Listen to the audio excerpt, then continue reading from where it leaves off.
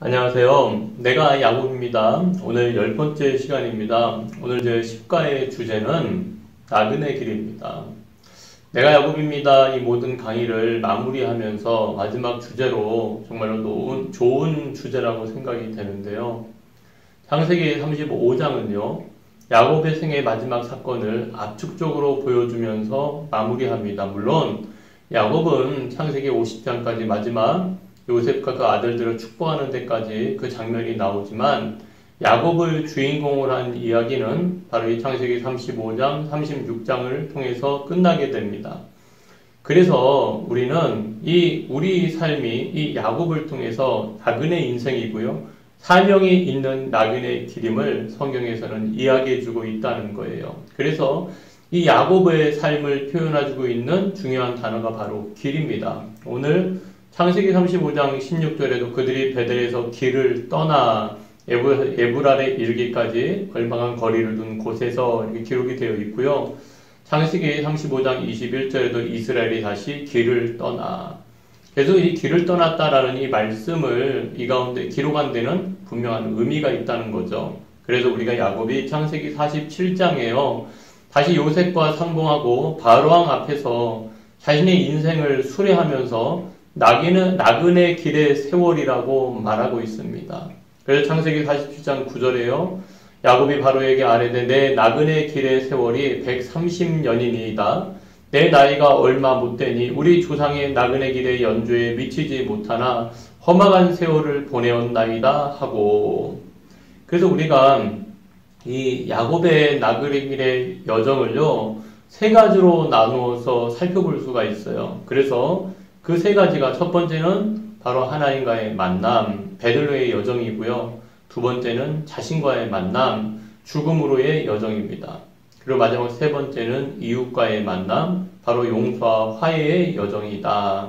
그래서 우리가 첫 번째로 이 베들레의 여정에 대해서는 지난주 가에서도 베들레의 귀향이라는 내용으로 우리가 살펴보았는데요. 우리가 야곱이 창세기 34장에서 다시 베델로 올라갑니다. 그래서 이 야곱의 삶을 함축적으로 표현하면 지난주에 보았던 것처럼 베델로의 귀향이라고 이야기할 수 있어요. 그것은 하나님께로의 귀향입니다. 그의 나그네 길의 세월은요, 길고요, 고단했지만 결국 하나님께로 나아가는 영적인 여정을 마칠 수가 있었습니다. 그래서 야곱의 삶은 이 베델과 뗄 수가 없죠. 아버지 집을 떠나 베델에서 돌베개에 베고 잤을 때 하나님 만났고 다시 방황하고 연단과 방황의 과정을 거쳐서 다시 하나님께로 베델로 돌아오는 삶의 여정이었습니다. 그래서 우리 신앙인의 삶의 여정의 끝에는요. 늘 하나님이 계시다는 사실을 기억해야 되고요. 우리가 결국 마지막 구원이라는 것, 믿음으로 천국 간다는 것은 하나님께로 귀향한다는 이 사실, 그것이 바로 우리 나그네 길의 여정의 끝이라는 사실을 늘 기억하면서 살아야 된다는 거예요. 그래서 지금도 세상에서도 나그네 길 같은 인생이라는 것은 누구나 다 동의합니다. 왜요? 죽으니까요. 하지만 누구에게로의 귀향이냐는 거예요. 그리고 무엇으로의 구원이라는 이 문제에 대해서는 하나님께서 천지를 창조하셨다는 그 창세기 1장 1절을 시작을 해서 아멘 주 예수여 어서 오시옵소라는 마라나타의 신앙으로 끝을 내는 것을 돌아볼 때에 늘 하나님께로의 귀향, 주님 외에는 다른 구원받은 이름을 우리에게 주지 않았다는 사실을 우리가 날마다 기억하고요. 주변에 아직까지도 이 귀향의 의미를 알지 못하는 이들에게 복음을 전하는 사명이 우리에게 있음을 기억하는 제가 되고 여러분이 되기를 부탁을 드립니다. 그리고 두 번째는 바로 죽음으로의 귀향이죠. 떠나는 사람들. 우리가 인생을 살아가면서요, 많은 죽음을 만나게 됩니다. 야곱의 말년도 마찬가지였어요. 야곱의 말년은 참 쓸쓸했습니다.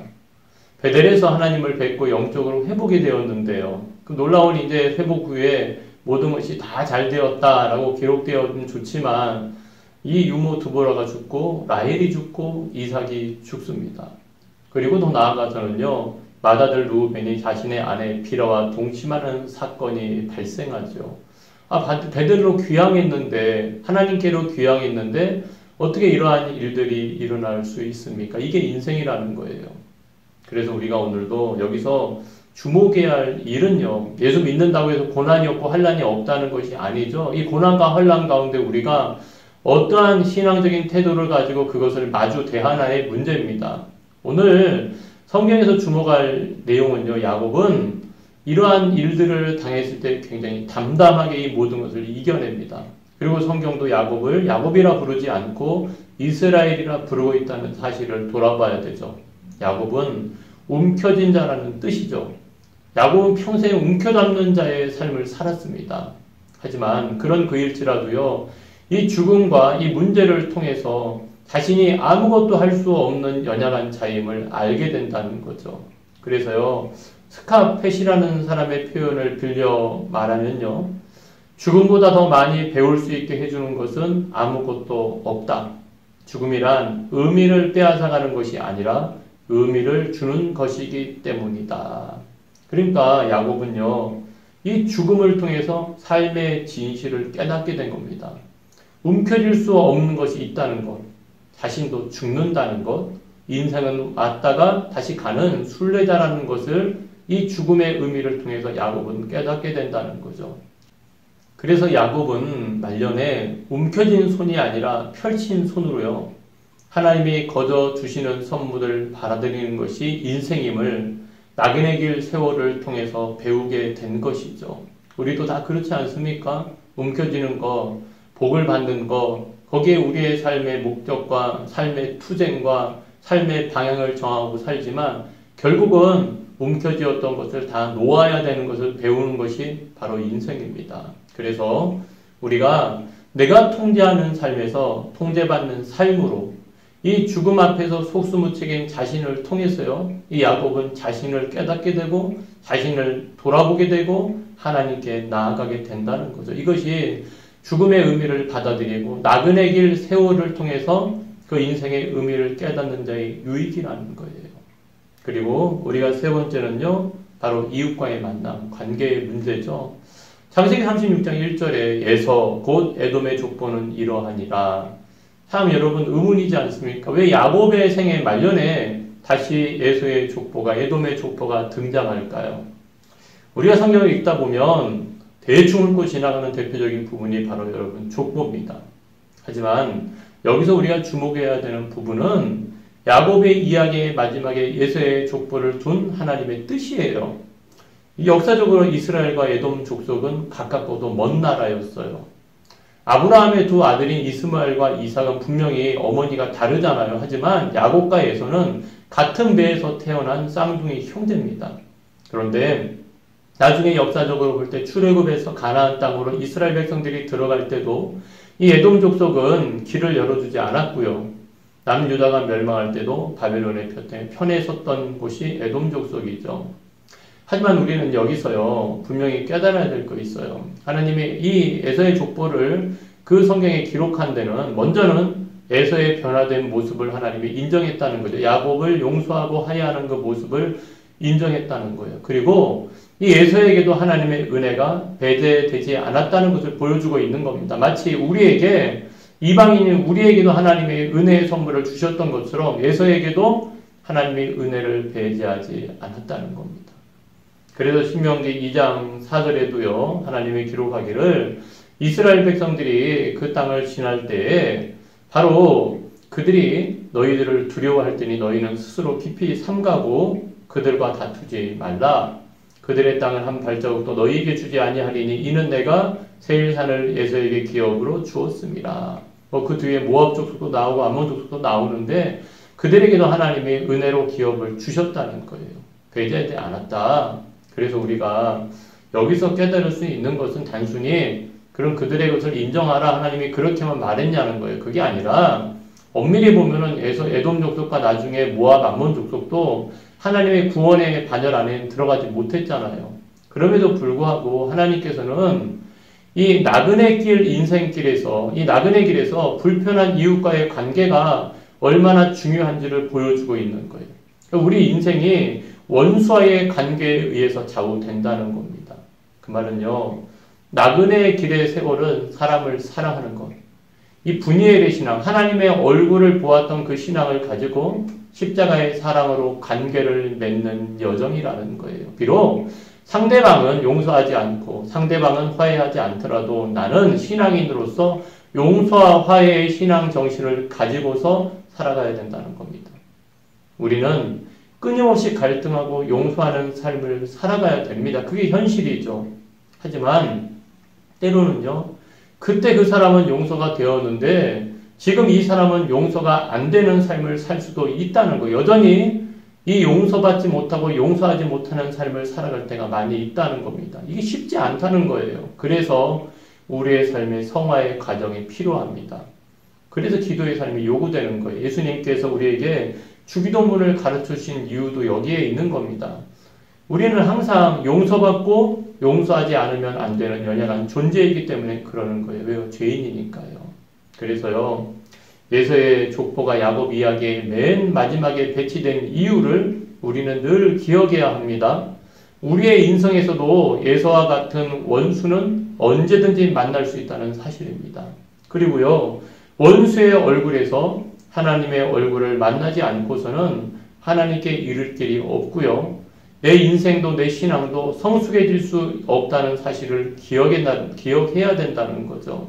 그래서 여러분, 이것이 쉽냐? 결코 쉽지 않다. 그래서 나그네 인생의 여정은 한 걸음에 다다를 수가 없다는 거예요. 단번에 완성되지 않는다는 겁니다. 때론 어떤 커다란 영적인 체험이 그 사람을 단번에 바꾸지는 못한다는 사실을 우리는 야곱을 통해서 배울 수 있어요. 그래서 하나님께서는요, 긴 시간 동안 이 야곱의 인격을 단련하십니다. 그는 잘 변하지 않았지만 그래도 조금씩 변했습니다. 여기서 잘 변하지 않는 야곱 같은 우리에게도 위로와 소망이 있는 거예요. 아, 야곱도 그런 인생의 여정의 과정을 통해서 축복을 구하는 자가 축복을 잡으려고 하는 삶의 자리에서 축복의 통로로 변화되었던 것처럼 우리도 하나님의 경륜 안에서, 섭리 안에서, 신앙 안에서 믿고 회개하고 순종하는 삶을 통해 성화의 과정을 통해 이와 같은 삶으로 변화될 수 있다는 소망이 있다는 겁니다. 그것을 우리가 기억해야 된다는 거죠. 그리고요, 네 번째로 최후 승리를 얻기까지. 그럼 지금까지 야곱의 삶을 우리가 돌아보면서 지금 더 결론 지을 내용인데요. 야곱은 130년을 살았죠. 그런데 어떻게 보면 원하는 축복을 모두 받았어요. 그럼에도 불구하고 자신의 인생을 험악한 세월을 살았다고 이야기합니다. 왜 그럴까요? 바로 그것은 원하는 것을 얻기도 했지만 자신의 수단과 방법을 의지함으로 말미암아 하나님의 방법을 취하지 않음으로 말미암아 원하지 않는 것도 함께 얻었기 때문에 그런 거예요. 그래서 우리가 오늘도 말씀을 통해서 깨달을 수 있는 진리가 있어요. 인생 자체가 고통이기 때문입니다. 왜 험악한 세월인가? 바로 우리가 하나님께 범죄한 죄인이기 때문에 그런 거예요. 우리 인생 가운데 죄와 사망이 들어왔기 때문에 인생은 고통이라는 겁니다. 그래서 우리는 예수 그리스도로 말미암는 구원의 은혜가 필요한 겁니다. 그리고 두 번째는 이 야곱을 통해서 깨닫는 것은요, 목적과 수단의 괴리에서 온다는 거예요. 목적이 선하면 방법도 수단도 선해야 된다는 거예요. 항상 사단이 유혹하는 것은 방법의 문제입니다. 너 맘대로 해봐. 너의 방법대로 해봐. 때로는 내가 너에게 말한 이 방법대로 해봐. 그게 유혹이에요.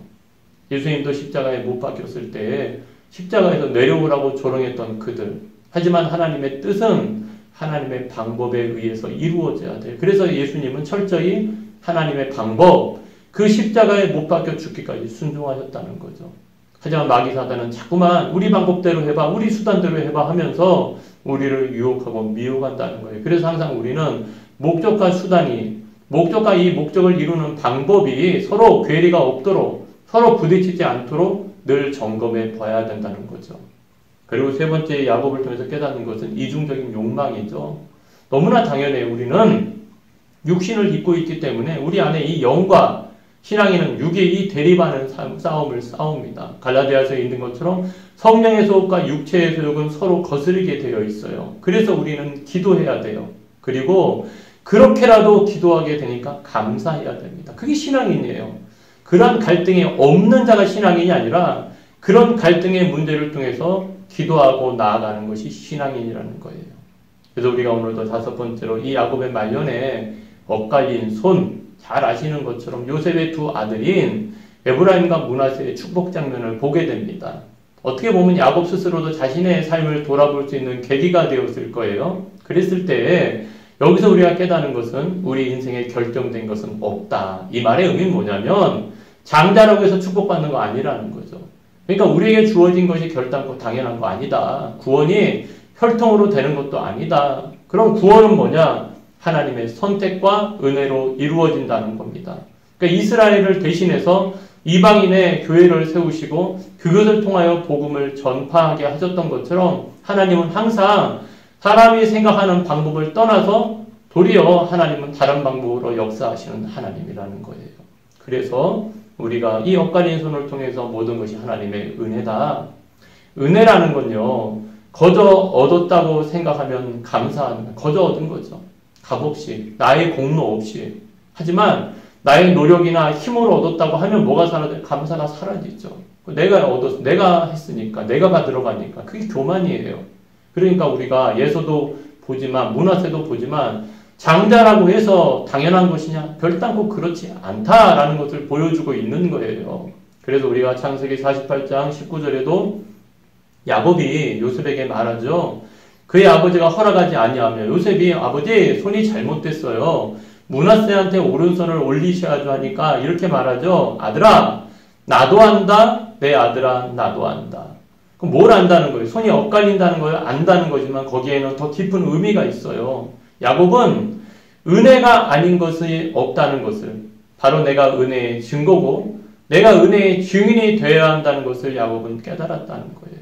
그러니까 비록 자신은 잘못된 수단과 방법으로 그것을 취하려고 했고 이삭도 분별함이 없이 기도함 없이 예서에게 잘못 축복을 전달하려고 했지만 야곱은 그러하지 않았죠. 야곱은 분명히 자기가 경험했고 자기가 알았어요. 그리고 은혜라는 것이 수단이나 방법이나 때로는 장자라 해서 그것이 결정되는 것이 아니라 오직 하나님의 은혜로 주어진 것을 알았다는 겁니다. 그래서 엇갈린 손으로 하나님의 성령의 감동으로 그 두 아들을 축복했던 겁니다. 그래서 우리가 마지막 결론적으로요, 신앙인에게는 사명이 있다. 어떤 사명이냐? 축복하는 자의 사명이 있다. 야곱을 잇는 열쇠는 축복입니다. 야곱의 말년은 축복을 빌어주는 이야기라는 거예요. 바로한테, 요셉의 두 아들에게, 그로 자신의 12아들에게, 물론 루벤도 그렇고 시몬과 레위도 자신들이 잘못한 것에 대해서 응당 책망을 얻었지만 그들도 하나님의 축복권 안에 있었다는 거예요. 그래서 우리가 결론적으로 깨달을 수 있는 건 축복이라는 것은 뭐냐? 야곱을 통해서 깨닫는 축복의 정의는 내면의 변화입니다. 곧 하나님을 만난 것이 축복이라는 거예요. 그 두 번째 축복은 뭐냐? 받는 것이 아니라 주는 것입니다. 이것이 변화의 결과한 내용입니다. 자, 축복은 내면의 변화인데 정말로 축복받은 삶은 어떻게 된다는 거예요? 변화의 열매가 있어야 되겠죠. 그 열매가 뭐냐? 마태복음 10장 8절에서는 병든 자를 고치며 죽은 자를 살며 나병 환자를 깨끗하게 하며 귀신을 쫓아내되 너희가 거저받았으니 거저주라. 제자들한테 주님 말씀하시는 거죠. 그리고 두 번째 중요한 거는 받을 것을 기대하지 않고 기대할 수 없는 이들에게 주라는 거예요. 그게 변화의 열매라는 겁니다. 그래서 누가복음 14장 12절처럼 자기를 청한 자에게 이르시되 내가 점심이나 저녁이나 베풀거든 벗이나 형제나 친척이나 부한 이웃을 청하지 말라. 왜 그랬을까? 이유가 있는 거예요. 두렵건대 그 사람들이 너를 도로 청하여 내게 갚음이 될까 하노라. 여기서 예수님의 말씀은 뭡니까? 부한 자를 청할 때 사람이 인지상정이잖아요. 그 사람도 너에게 갚아줄 거 아니냐라는 것이죠. 그리고 그러한 것을 바라고서 대접하지 말라는 거예요. 그래서 14년 13절에 차라리 잔치를 베풀거든 차라리 가난한 자들과 몸 불편한 자들과 저는 자들과 맹인들을 청하라. 그리하면 14절 그들이 갚을 것이 없으므로 내게 복이 되리니 이는 의인들의 부활 시에 내가 갚음을 받겠음이라 하시더라. 아멘. 이게 중요한 겁니다. 갚을 것이 없는 자에게 베풀라는 겁니다. 그들은 너에게 갚을 것이 없으니까 그 누가 갚아준다는 거야? 하나님이 마지막 날에 그 부활 날에 심판 날에 내게 갚아준다는 게 그게 정말로 상급이 된다는 거죠. 우리는 누구나 무언가를 기대하고 베풀 때가 있잖아요. 하지만 신앙은 그거 아니라는 거예요. 기대하고 베푸는 것이 아니라 갚을 것이 없는 자에게 그것을 베푸는 것이 진정 하나님께 축복을 받은 자의 열매라는 거죠. 그리고 축복을 받았기에 축복을 나눠주는 자, 축복을 전하는 자의 삶이라는 겁니다. 그래서 우리가요, 복은 버는 것이 아니라 받는 것이다. 축복은 은혜의 산물이지 투쟁의 결과가 아니라는 거예요. 야곱은 거저 주는 자로 변화되었다는 겁니다. 그래서요, 사도행전 20장 35절에도 에베소 교회와 헤어지면서 마지막 바울이 유언같이 말을 남기는데요. 뭐라 말합니까? 범사에 여러분에게 모분을 보여준 바와 같이 수고하여 약한 사람들을 돕고 또 주 예수께서 친히 말씀하신 바 주는 것이 받는 것보다 복이 있다 하심을 기억하여야 할지니라. 아멘. 뭘 기억하라고요? 주는 것이 받는 것보다 복이 있다. 이것을 기억하라는 겁니다. 그리고 마지막 세 번째로는요, 축복하는 것은 사명이다. 하나님이 아브라함 불렀죠. 그럼 아브라함만, 그 가정만 복받고 형통을 누리고 잘 살라고 부른 거 아니시잖아요.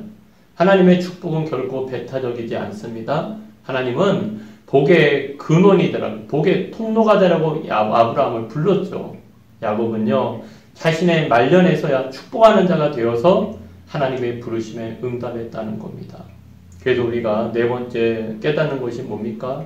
축복하는 자로서의 변화가 오래 걸린다. 야곱이 새 성품이 옛 성품을 지배하는 데 많은 시간이 걸렸죠. 하지만 하나님께서 그럼에도 불구하고 이 야곱을 바로 여러분 변화시키시고 함께 하셔서 야곱이 축복하는 자로 변화시켜 주셨다는 겁니다. 그래서 우리는요, 내가 야곱입니다. 만약 내가 야곱이라면 야곱의 하나님 또한 나의 하나님이에요. 그게 소망이에요.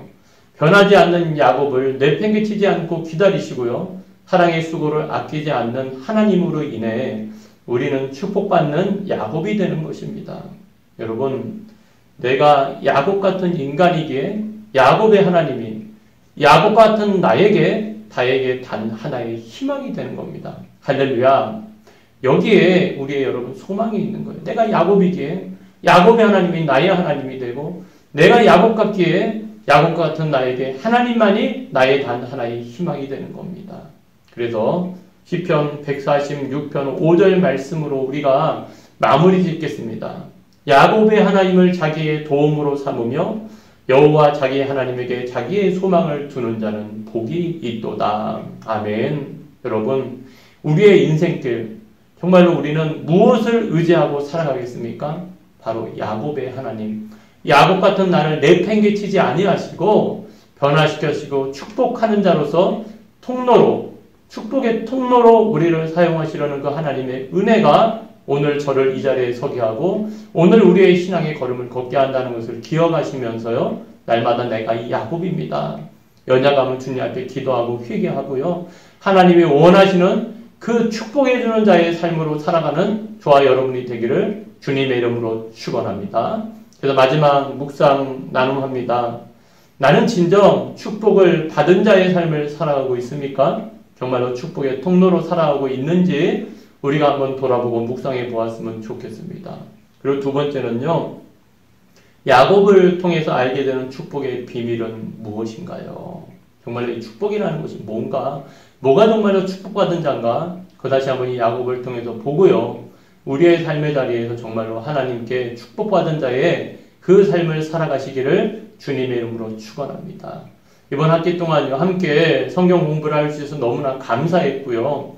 이걸로 여러분 끝나는 것이 아니라 주어진 시간 속에서 기회가 되신다면 지난 강의들을 다시 한번 여러분 살펴보시면서 우리가 우리의 삶에서 접목해 보았으면 좋겠습니다. 그동안 너무 수고 많으셨습니다. 감사드립니다.